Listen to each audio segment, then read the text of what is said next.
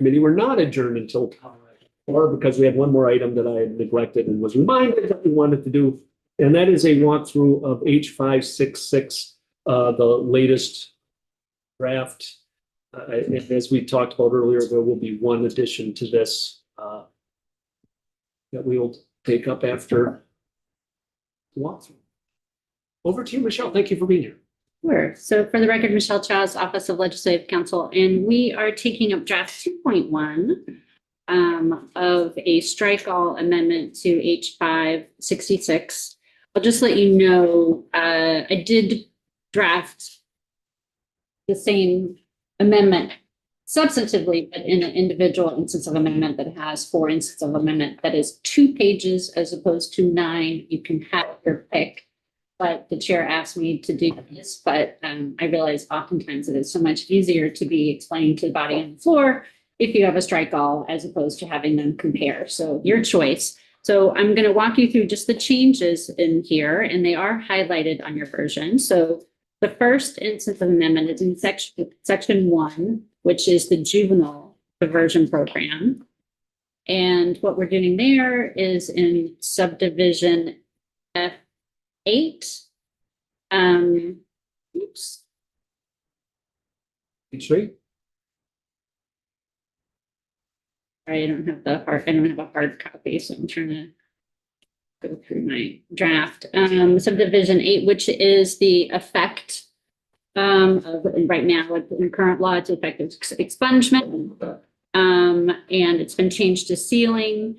And so what I've done there is I've just struck the language that is there, which is a little bit of a summary of where you see other places in law that talks about the effective sealing. And I've just put in there the new language, the new sentence at the bottom of that subdivision, which is procedures for sealing, the effective sealing and access to sealed records shall be as provided in 13 BSA 7607.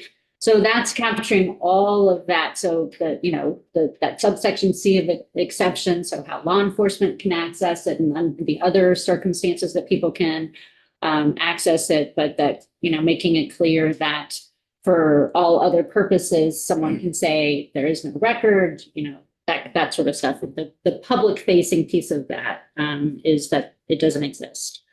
The second instance of amendment is in section 2 on the adult diversion program.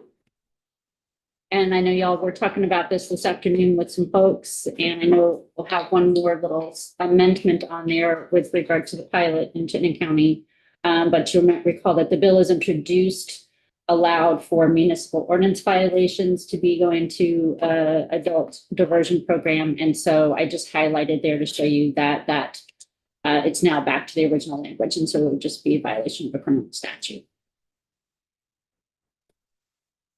Next change, also in section 2, and this is in subdivision F6, and we're just getting rid of that. So that was the one where I think in the bill as introduced, I think when Ben had originally drafted it, it just did a kind of maybe a word replacement or something, but you don't need that subsection any longer because it's talking about expunging records that were previously sealed. So we're just repealing that subdivision.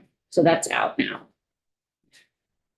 And then the last change, also in section 2, is striking subdivision F8. And this is the same language that appears on the effective sealing. It's the same in current law in both the juvenile and the adult versions. And we're just striking the existing language, and we're doing another pointer back to 13 BSA 7607 on the procedures for sealing the effective sealing.